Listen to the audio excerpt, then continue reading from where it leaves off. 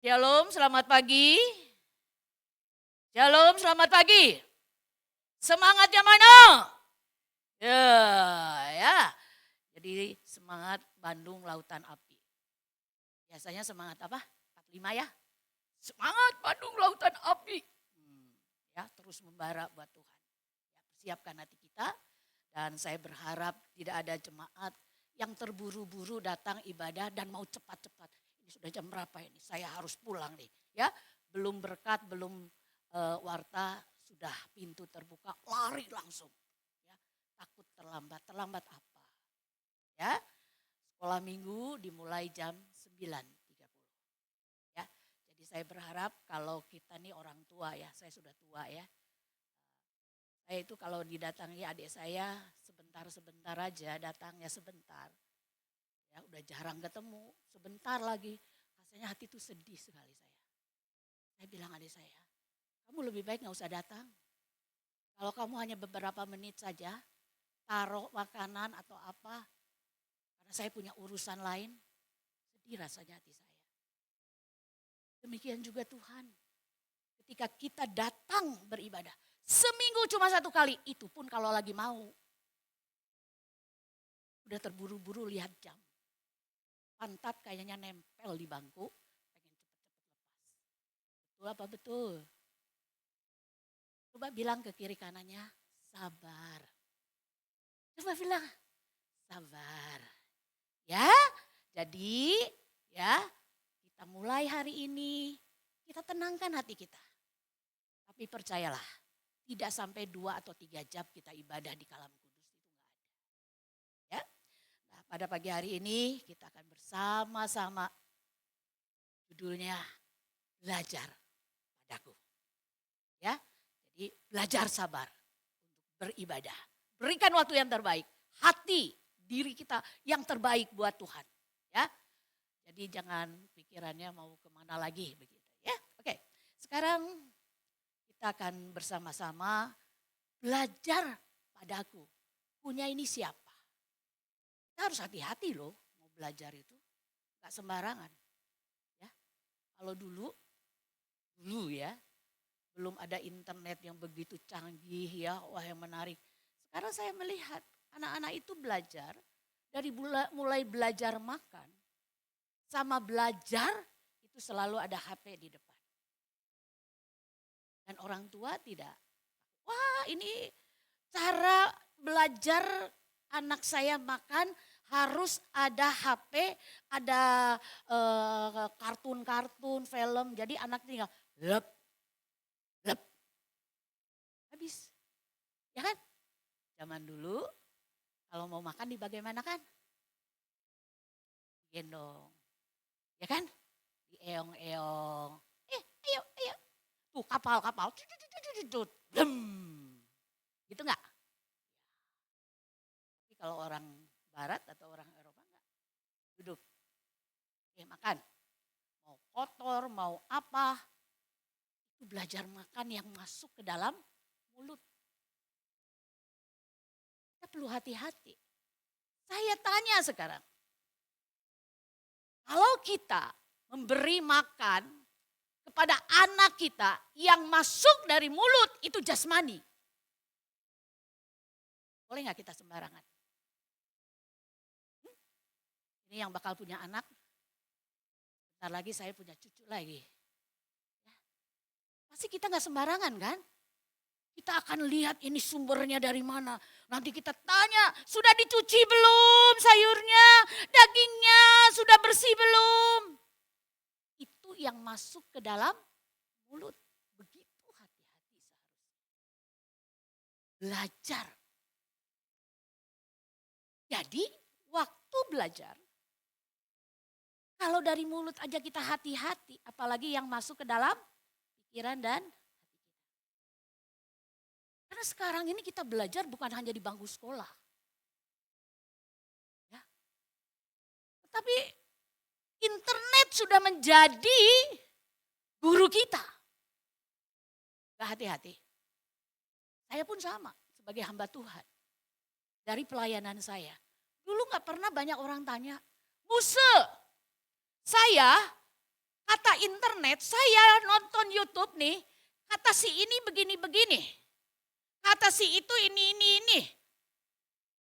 Lalu kata musuh apa? Wih, ada yang begitu. Jadi ibadah juga nggak perlu datang. Oh, di internet, di YouTube banyak pendeta-pendeta yang lebih cantik dari saya, lebih langsing dari saya, enak kelihatannya. Betul. Hati-hati. Makanya ini belajarlah daripadaku. Punya ini siapa? Belajar apa? Supaya tidak salah. Supaya kita pulang nanti kita bisa terapkan di dalam hidup kita secara pribadi ataupun kepada anak-anak kita tidak sembarangan. Karena gadget itu berguna sebagai alat komunikasi. Tapi gadget juga tanpa kita tahu orang tua, sekali-kali lihat apa yang dibuka. Situs apa yang dibuka oleh anak-anak kita. Itulah mereka belajar dan internet itu berkata belajarlah padaku. Berarti perlu hati-hati tidak? Perlu hati-hati kita untuk belajar. Saya punya karyawan dulu. Ya, bukan karyawan saya cuma ini ya diminta menjadi melatih mereka. Awalnya dia hanya seorang satpam dengan baju yang ya satpam yang dulu, kemudian hitam lugu dia. Tapi satu hal saya bilang sama satpam tersebut, kamu hari ini satpam. Saya tidak mau kamu seterusnya seumur hidupmu adalah satpam. Apa yang saya lakukan? Saya mengajar dia. Saya katakan, kalau ada sesuatu tugas, apapun juga, kalau saya minta tolong, jangan ada kata-kata, saya nggak bisa. Saya belum pernah mengerjakan. Satu kata, saya akan mencobanya. Saya akan belajar. Siapa tahu saya bisa melakukannya. Sejak itu, karyawan mau satpam, mau apa, sampai ada orang rela ikut muse. Kenapa? Belajar bagaimana bekerja. Tidak mengatakan, saya tidak bisa. Puji Tuhan sekarang, dia adalah staf dari sebuah sekolah yang besar dengan 1.200 murid. Siapa dia sekarang? Satpam lagi? Tidak. Dia adalah staf kepercayaan kami. Dia jujur, dia rajin dan tidak pernah mengatakan saya nggak bisa, saya coba dulu. Saya kerjakan dulu, coba. Saya belajar dulu. Sekarang Bapak Ibu yang duduk di sini lantai 1, 2, dan 3. Ketika kita duduk di bangku ini, berpuluh tahun. Di sini ada yang 10 tahun? Ada yang duduk bukan bangku yang sama, bukan. Maksudnya ibadah gitu. Ada? Belajar apa? Belajar kepada siapa? Dan sekarang sudah tingkatan apa? Belajar kita. Makanya dalam firman Tuhan hari ini, kita akan belajar. Dengar baik-baik ya. Ini Alkitab TB2 yang saya minta. Jemaat semua dengar. Ya, minta tolong. Bacakan Alkitabnya Matius 11 ayat 20 sampai dengan 30. Dalam TB2. Silahkan. Matius 11 ayat 20 sampai 30. Terjemahan baru 2. Yesus mengecam beberapa kota. Ayat 20 sampai 24. Lalu Yesus mulai mengecam kota-kota yang tidak bertobat. Sekalipun di situ ia paling banyak melakukan mukjizat-mukjizatnya. Celakalah engkau Khorazim, celakalah engkau Betsaida. Karena jika di Tirus dan di Sidon terjadi mukjizat-mukjizat yang telah terjadi di tengah-tengah kamu, sudah lama mereka bertobat dan berkabung. Tetapi aku berkata kepadamu, pada hari penghakiman, tanggungan Tirus dan Sidon akan lebih ringan daripada tanggunganmu. Dan engkau Kapernaum, apakah engkau akan dinaikkan sampai ke langit?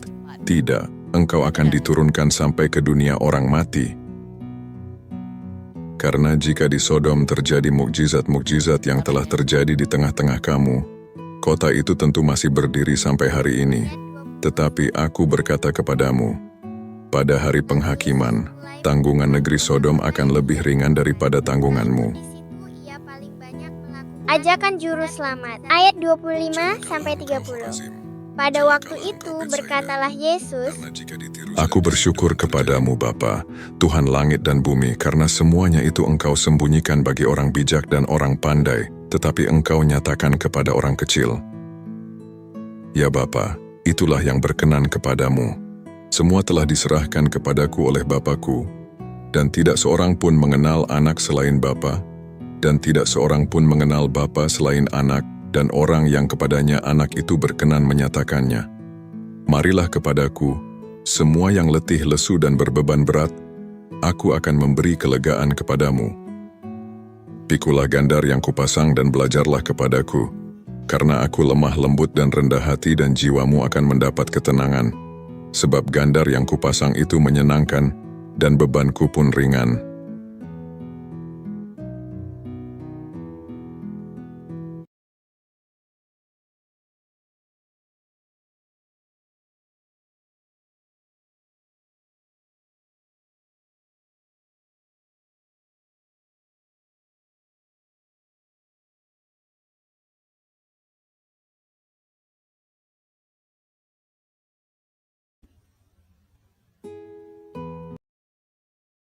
Anak itu berkenan menyatakannya, marilah kepadaku, semua yang letih lesu dan berbeban berat, aku akan memberi kelegaan kepadamu. Pikulah gandar yang kupasang dan belajarlah kepadaku, karena aku lemah lembut dan rendah hati dan jiwamu akan mendapat ketenangan. Sebab gandar yang kupasang itu menyenangkan, dan bebanku pun ringan. Berbahagialah mereka yang mendengar, membaca, dan merenungkan firman Tuhan, terlebih lagi yang melakukannya. Di dalam nats yang diberikan kepada saya sebenarnya itu hanya 28-30 saja. Tetapi kalau kita hanya membaca 2-3 ayat itu saja, kita tidak mengerti historisnya seperti apa, narasinya seperti apa. Kita harus hati-hati dalam belajar firman Tuhan. Kita harus tahu sumbernya. Apa yang dimakan itu sumbernya dari mana? Asalnya dari mana? Jangan mengambil ayat dan jangan membahas ayat itu hanya secuplik ambil sini, ambil sini, ambil situ. Jadi punya satu gambaran yang utuh dulu di firman Tuhan. Kenapa dibagi perikop? Kenapa ada bicara sebelumnya ini? Kok tiba-tiba pada waktu itu berkatalah Yesus, aku bersyukur. Kok tiba-tiba bersyukur? Bersyukur apa? Bingung kan? Kalau kita hanya baca itu. Terus kalau kita hanya baca, marilah kepadaku semua orang yang letih lesu. Yang letih lesu apa ini? Siapa ini yang manggil? Ajakan juru selamat. Dari mana buktinya kalau dia di juru selamat? Kita harus kritis dalam hal ini. Ya, makanya saya dan jemaat belajar. Supaya mengikuti, kalau saja melamun, ya, melamun sedikit dan hilang, nanti nyambungnya di mana nih? Nyambungnya di mana nih? Nah, yang pertama kita harus perhatikan. Kenapa Yesus di sini dikatakan, lalu Yesus mulai mengecam. Mengecam itu memperingati dengan keras, mencela, mengutuk. Kenapa sih? tiba-tiba pada tiga kota yang diperbandingkan. Teman sekalian, Yesus terus memberitakan tentang keselamatan. Keselamatan yang datang dari Allah. Tapi responnya, orang-orang yang diberitakan itu seperti dua kelompok kota ini. Satu kelompok, kalau diperhatikan di situ, ada Kapernaum.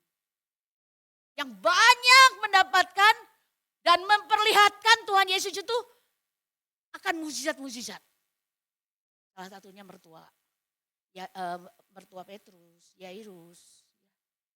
Banyak mukjizat itu Tuhan perlihatkan. Dan itu karena kuasa.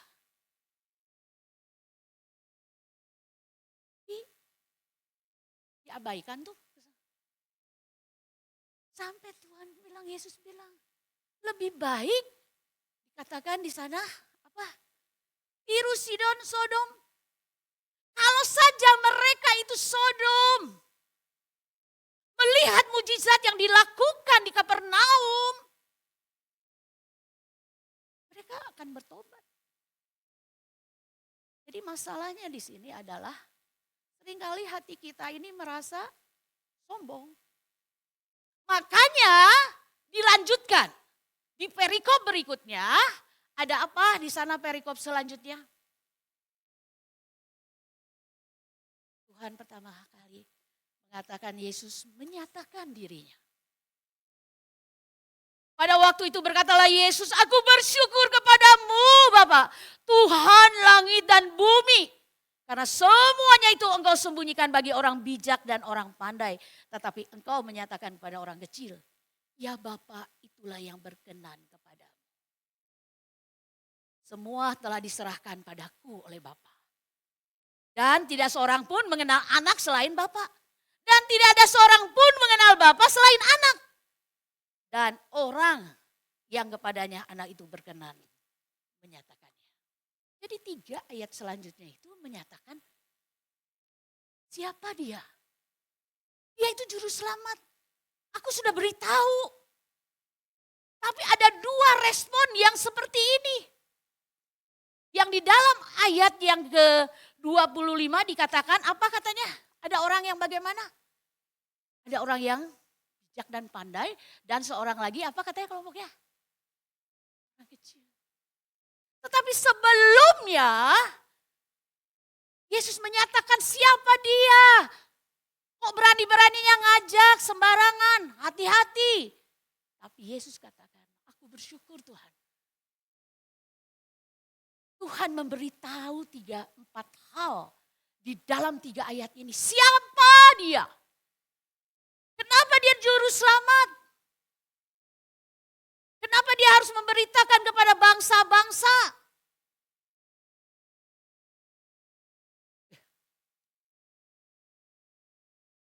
Sampai kita tahu dari bacaan 25 ayat 25 ya sampai dengan 27 itu menyatakan bagaimana identitasnya. Siapa saya ini? Ya. Aku bersyukur. Ya, Tuhan langit dan bumi ini dalam Kejadian. Jadi ini identitasnya dengan Allah Bapa itu satu. Statusnya itu jelas. Dia adalah Tuhan.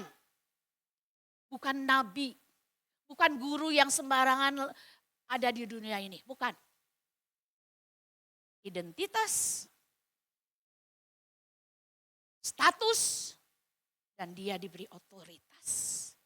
Hanya dikatakan, Bapak yang tahu anak. Anak yang tahu Bapak. Otoritasnya dia adalah anak. Otoritas otoritasnya, kuasanya dari siapa? Jelas. Itu adalah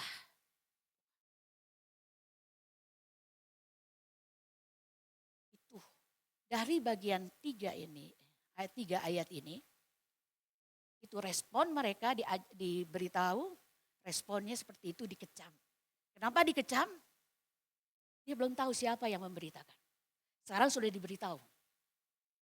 Ya, identitasnya, statusnya, otoritasnya, dan kuasanya. Makanya kemudian di dalam ayat yang sama muncul ada kata orang bijak dan pandai. Ya, perhatikan dari 2 kelompok itu dikatakan orang bijak dan orang pandai. Benar gak sih orang bijak dan pandai itu siapa sih? Dan yang kedua, orang kecil. Apakah orang kecil itu ada orang pendek? Lalu orang bijak itu siapa? Jemaat yang dikasih dalam Tuhan. Ketika Yesus bicara saat itu, kalau kita melihat ayat sebelumnya, bahwa Yesus waktu itu sedang bicara di tengah-tengah orang Yahudi yang adalah ahli Taurat, yang biasa dia berdiskusi, yang biasanya dia berdebat tentang perjanjian lama. Singkatnya, teologianya bagus banget. Jadi teologia kepandaian untuk berdebat. Itu yang dikatakan. Tapi juga ada orang-orang Yunani di sana. Orang Yunani adalah orang-orang yang suka belajar filsafat. Coba, ini orang-orang pintar biasanya kalau duduk tenang, dia banyak dengar atau nanti banyak ngomong.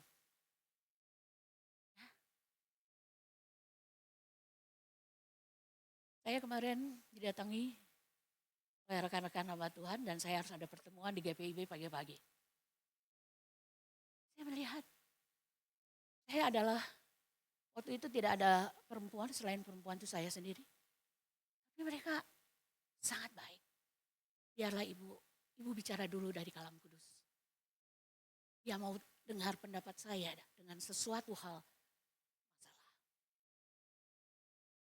2 kali minta untuk bisa datang. Saya penuhi akhirnya. Dalam waktu 30 menit saja karena saya harus mengajar shepherding di sini. Saya bilang tuh. Tapi saya bersyukur di sana. Ketika saya bicara, biasanya kalau perempuan kurang dihargai ya. Tapi ternyata saya lebih tua mungkin. Enggak juga ya.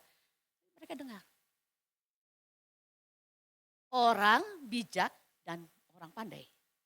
Ataukah sekarang dikatakan orang kecil di situ. Orang kecil itu di dalam bahasa Yunaninya itu mengartikan adalah nepios, itu adalah anak. Yang berarti orang kecil ini adalah orang yang tidak punya ya pengetahuan teologi seperti orang-orang ahli Taurat ataupun orang Yunani yang memang suka dengan filsafat. Tapi dia terbuka, orang kecil itu, untuk belajar. Ya, sudah jelas di sini? Ya, sudah jelas. Jadi orang besar, orang kecil bukan badannya. Tapi masalahnya di dalam dirinya. Dia punya pengetahuan yang banyak, kadang-kala tidak mau mendengar, tidak sabar duduk, cepat mau bicara. Nah, sampai di sini.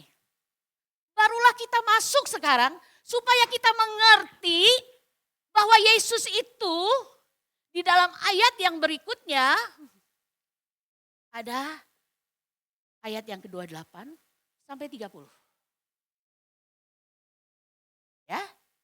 Baru mulai ada kata marilah kepadaku. Semua yang letih lesu dan berbeban berat, aku akan memberi kelegaan kepadamu. Terus kita tanya, Siapa sus? Yesus sus. Yang diajak tuh siapa? Semua. Semua yang mana sus? Yang letih lesu dan berbeban berat. Kenapa mereka berbeban berat? Ada masalah apa dengan mereka? Ya, ada apa? Nah, selanjutnya. Yesus, kalau kita melihat latar belakang daripada orang Yahudi, apa sih yang menjadi masalah? Sehingga mereka berbeban berat. Saya mencatat di sini, paling tidak ada 4. Yang pertama adalah masalah dosa. Mereka membutuhkan, seperti orang yang sakit kanker, dia sadar, dia orang berdosa, dia butuh dokter, dia butuh juru selamat. Menanggung upah dosa. Tapi ditambah lagi oleh orang-orang Yahudi dengan 613 yang harus dilakukan. Belum lagi penindasan, belum lagi penganiayaan. Mereka lelah mencari Allah yang benar itu mana.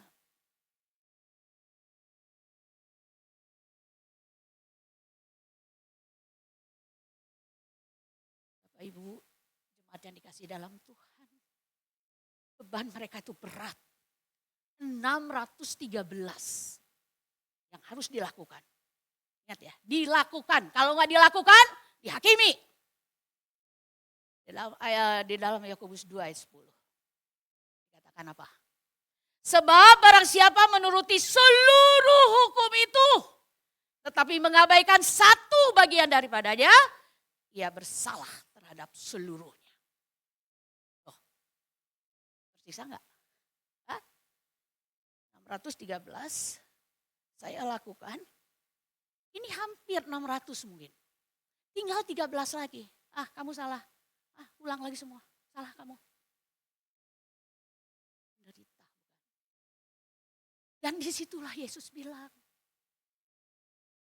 Yang letih, lesu dan berbeban berat. Datang sini. Sama aku aja. Ya, sama aku saja. Dikatakan aku ini bagaimana katanya? Aku itu akan memberikan kelegaan. Aduh, puji Tuhan. Ada beban berat, kemudian orang itu datang, aku akan memberikan kelegaan.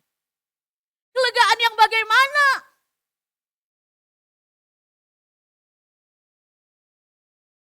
Kalau kita baca selanjutnya, orang sedang berat, sedang susah, kemudian Yesus bilang apa? Yang kupasang. Aduh Yesus. Saya ini sudah berat. Sudah capek. Sekarang Yesus bilang, pasanglah kuk. Kalau saudara, Bapak Ibu, lagi susah, lagi ini. Nih, tambah lagi nih. Apakah begitu Yesus? Apakah pemahaman Bapak Ibu dan saya seperti itu? Yesus itu begitu kejamnya. Katanya memberi kelegaan. Tapi kenapa harus pakai kuk? Kuk itu apa? Pikulan. Kalau dulu dagang minyak kan ada pikulan begitu kan? Minyak. Itu zaman saya dulu. Sekarang gak ada ya. Jadi itu pikulan. Terbuat dari kayu. Katanya gandar. Terus kita mikir, kenapa Yesus itu? Enggak salah. Tidak salah. Kita akan belajar. Makanya dikatakan belajarlah padaku. Tidak salah. Belajar apa sekarang dari Yesus? Dari kuk ini. Apakah saudara dan saya berpikir Tuhan Yesus itu kejam? Nama-nama beban, nama-nama kesusahan, kesulitan?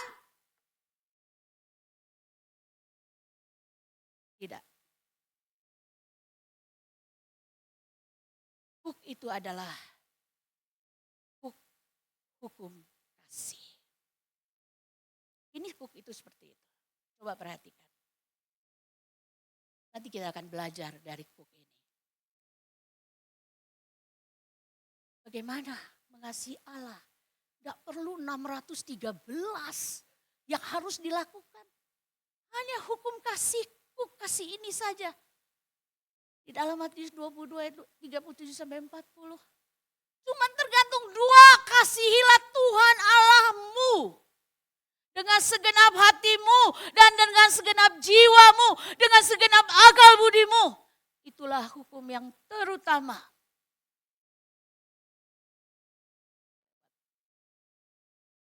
Dan hukum yang kedua, yang sama dengan itu, ialah kasihilah manusia seperti dirimu sendiri. Pada kedua hukum itulah tergantung seluruh hukum Taurat dan kitab para nabi. Kejam? Yesus kejam? Tidak. Mari kita lebih masuk lagi. Kalau tidak kejam, tidak buat nambah susah. Sudah diberitahu ini hukumnya cuma hukum kasih. Cuma dua. Ya, kepada manusia dan kepada Allah. Tapi dilanjutkan di sana, di dalam Matius 29 ayat 30. Kita lanjutkan. Pikulah Cook yang kupasang dan belajarlah padaku. Karena aku lemah lembut. Orang yang lemah lembut adalah orang yang suka ditegur. Ketika ditegur dia sadar. Dia katakan, ya saya akan berubah. Dia rendah hati. Yesus adalah rendah hati. Dia mengosongkan dirinya. Kenosis. Sebab yang kupasang, Cook yang kupasang itu enak dan bebanku pun ringan. Bagaimana bisa begitu? Kita lanjut dari ini. Ya. Cook itu pikulan. Perhatikan sama kita melihat yang paling atas yang paling jelas. Cook itu biasanya dipakai main atau pakai kerja? Pakai kerja. Jadi ketika Tuhan Yesus mengatakan pakailah Cook, itu bukan berarti kemewahan, kelancaran, kesenangan, kebahagiaan. Ketika Cook itu dipasang, perhatikan baik-baik, ini ada lubangnya berapa? 2. Dan itu dipasangkan kepada lembu, biasanya binatang. Dan harus 2. Tidak 1, tapi 2.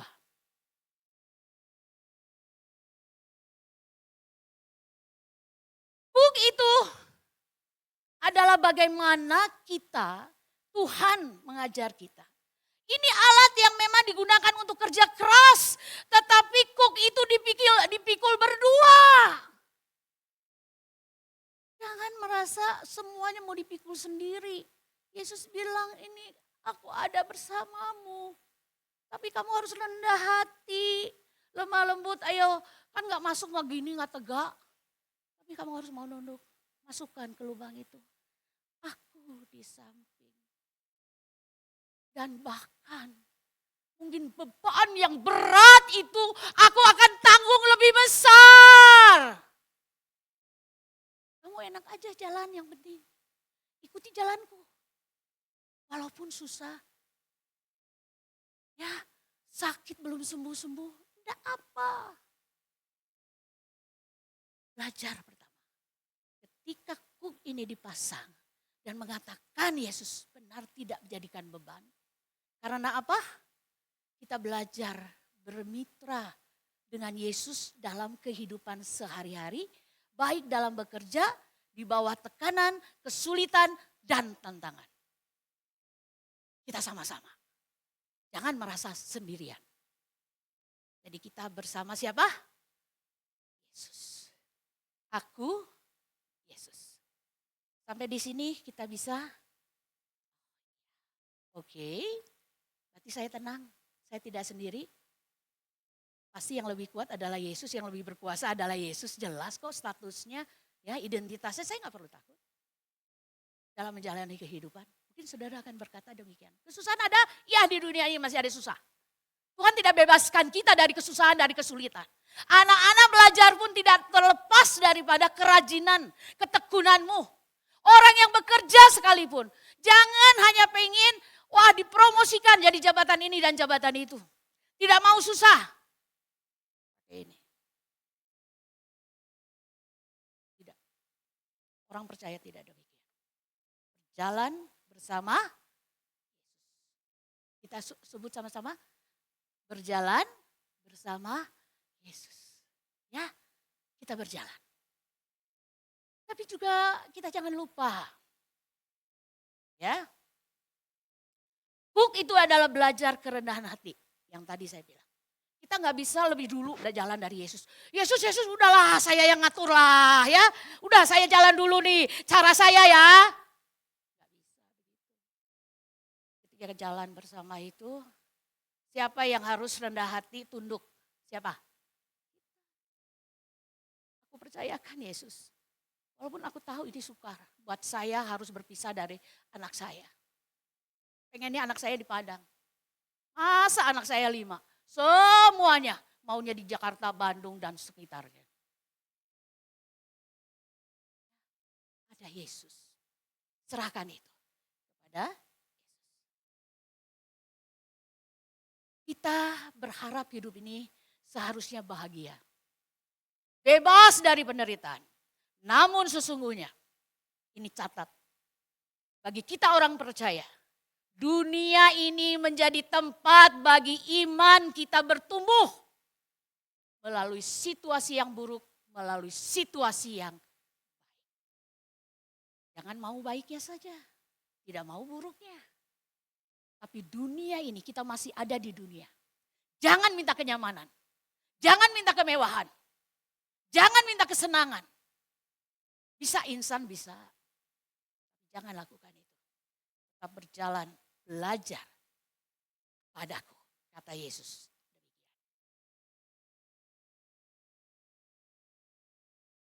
Manusia rohani seharusnya belajar menerima hook yang dipasang oleh Tuhan ke atas hidup kita. Mungkin kita tidak mau ini, tapi Tuhan izinkan, Tuhan pasang. Pasang ya Ribka, jalani hidupmu sendirian, tanpa suami, tanpa anak. Jalani. Awal panggilan saya selalu berkata, Yesus, kalau Yesus ada di samping saya akan jalan. Setiap saya mau khotbah, saya berdoa di situ. Saya panggil Yesus, Yesus, bilang kan jalan sama aku. Saya tidak mau lebih dulu naik ke mimbar tapi engkau gak ada Tuhan. Saya tidak mau. Ketika kita menerima program pendidikan yang ditetapkan Allah bagi kita. Disiplin rohani terjadi dalam diri kita. Berdoa. Setiap hari gak bisa kalau gak berdoa. Setiap hari harus baca firman Tuhan. Gak bisa kalau enggak. Karena ada Yesus. Walaupun seringkali terpaksa kita terima. Tapi lakukanlah itu. Karena apa? Ini yang terakhir. Kita perlu mengalami apa? Transformasi setiap hari. Yaitu dengan belajar dari Yesus. Dan mengikuti teladan Yesus. Amin. Kita harus belajar setiap hari. Kepada siapa? Kepada Yesus sehingga terjadi transformasi hidup. Saya sebenarnya ingin putarkan video, tetapi berhubung waktu nanti ada demo di bawah. Nggak ada demo. Tapi saya berdoa dan saya sudah minta izin. Baru-baru ini ada kawan saya, dia juga adalah hamba Tuhan. Dia mengalami kekecewaan yang sangat berat. Ketika teman-teman seangkatannya, teman-teman satu sekolahnya, dia akan sama-sama di wisuda. Karena suatu peristiwa, akhirnya dengan bercucur air mata, dia datang kepada saya. Apa yang harus saya lakukan? Saya malu. Masa saya sudah sekolah, sudah kuliah, orang lain di wisuda, saya tidak bisa. Nangis karena masalah ini. Saya mendoakannya dan saya mengatakan, apakah itu yang akan kita raih dalam sebuah kesuksesan hidup sebagai orang Kristen, sebagai hamba Tuhan? Adalah di mana di sana wisuda. Apakah itu kebanggaan? Ataukah sekarang kamu bangga telah menolong keluargamu, saudaramu? Apakah sukacita itu tidak melebihi daripada kamu berdiri sendiri di sini? Dan kamu melakukan itu untuk saudara-saudaramu di sana. Saudara-saudaramu tertolong. Saudara-saudaramu bahagia. Kamu membuat orang bahagia. Apakah itu bukan belajar dari Yesus? Yesus membuat orang terlepas dari dosa. Tapi ketika kita di dunia sekarang ini, kita belajar dari dia. Kita berjalan bersama dia, hadapi semuanya. Dengan satu semangat. Biarlah Tuhan, kalau kuk itu harus ada padaku. Tapi aku mau jalani bersama dengan Engkau. Pada hari ini, orang Kristen yang sudah ditebus dengan harga yang sangat mahal, yaitu darah Yesus Kristus. Tujuannya bukan menghasilkan anak-anak yang remeh, yang hina, yang seringkali menjual dirinya untuk dunia ini. Maksudnya apa? Lebih menyenangkan dunia ini daripada aku mau menyenangkan Engkau, Tuhan. 3 hal yang saya pesankan. Dan saya mengingat ini. Yesus adalah guru yang terbaik. Lebih baik dari ahli-ahli Taurat. Itu saya yakin. Kita belajar dari Yesus melalui kata-katanya yang lemah lembut dan teladannya. Teladan yang diberikan. Itu 2. Dan terakhir, undangan untuk belajar setiap hari dari Yesus. Perlu dengan rendah hati kita terbuka untuk diajar. Maukah kita diajar?